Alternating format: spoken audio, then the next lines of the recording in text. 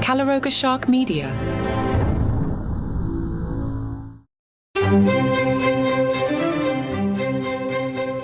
Hi and welcome to Palace Intrigue. I am your host, Mark Francis.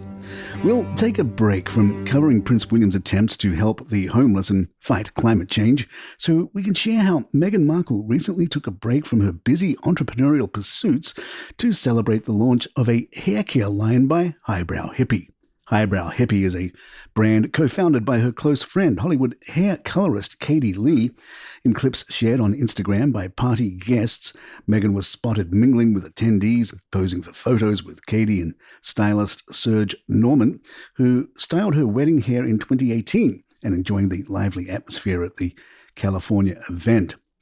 Dressed in a chic black strapless top and matching trousers, Meghan applauded speeches given by Katie and co-founder Micah Harris before hitting the dance floor as the choir entertained the crowd. Prince Harry did not appear to be present at the event. Nothing to see here. During an interview with InStyle, Meghan praised her friend and revealed her personal investment in Highbrow Hippie, saying, "Katie has a mastery of hair health, and her Highbrow Hippie collection is a perfect reflection of that. I am so proud to invest in her as a friend and as a female founder." Prince Harry's legal battle against News Group newspapers will proceed to trial in January. He alleges that journalists and private investigators working for NGN engaged in unlawful information gathering, including phone tapping and other privacy breaches. The Duke of Sussex is one of two claimants still pursuing cases, alongside former Labour Deputy Leader Tom Watson. This comes after 39 claims were settled earlier this year. The judge expressed frustration over the lack of progress in the case, urging both sides to expedite their preparations. The trial, expected to last 6 to 8 weeks, will also involve a December hearing to address outstanding matters. Tina Brown, in her Substack, writes, "William, whatever his abiding resentments toward Harry, should now suck it up and let his father give Harry something to do. Despite the passing of years, there is still a gaping Harry-shaped hole in the depleted royal lineup. As a veteran of 2 military tours in Afghanistan and founder of Invictus, the substantive charity that brings hope through competitive sports events for injured vets, the Duke of Sussex, now stripped of his military honours, surely deserved a place on the balcony. The British nation needs his human touch, and so does his ailing father." At the cenotaph, the king looked old and bleak without the usual supportive presence of Camilla, who was herself unwell with a chest infection. Charles has just lost the siege to eject his disgraced brother Andrew from the Moneypet Mansion Royal Lodge on the grounds of Windsor, where he remains shacked up with his horse and his ex-wife. The house was bequeathed to Andrew on a 75-year lease by his grandmother, and there was never a legal leg to stand on to get him out. William did not help the mood by giving a swaggery interview at the end of his South Africa trip for his Earthshot Prize. He told reporters about his plans to do things differently and then listed impact philanthropy, collaboration, convening and helping people. In short, everything his father has been doing for the past 50 years. In light of all this, William's comment that his plans for a caring, sharing monarchy also include throwing some empathy in there made him sound like a performative pinhead. In happier years, it was the irreverent Harry, or Harold as William laboriously used to call him, who could tease the Prince of Wales and take him down a peg. In Kara Swisher's inimitable phrase about those who live in a gilded bubble, lick him up and down all day. Enough with the feuds. Families, including this one, need to stick together.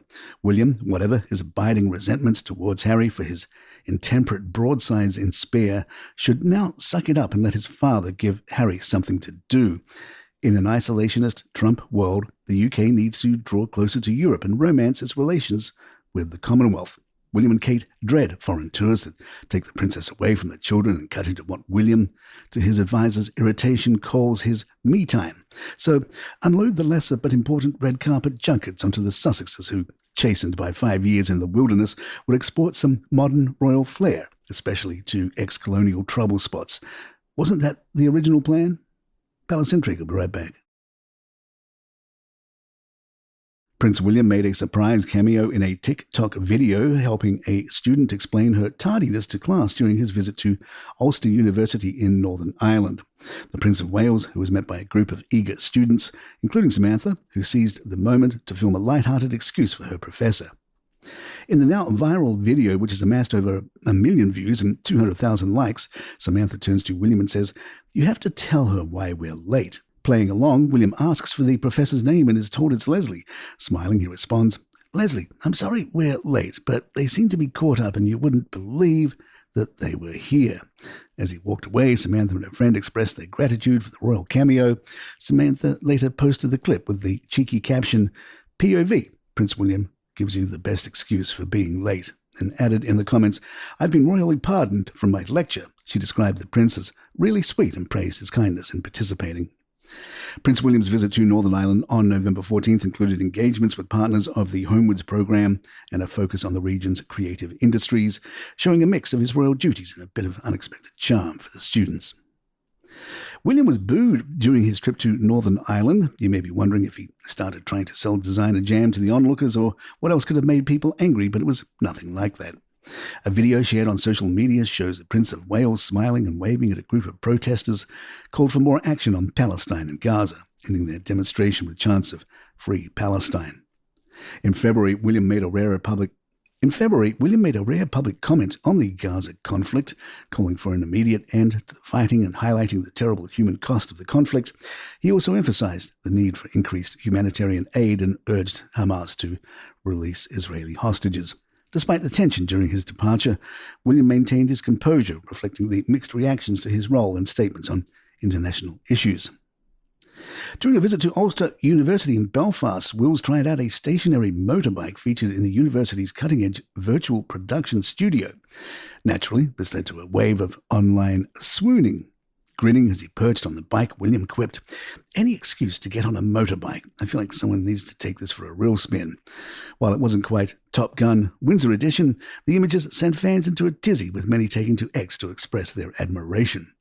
One fan gushed, "Oh, I love this picture, he's so handsome," while another chimed in, "Prince William always looks great on a bike."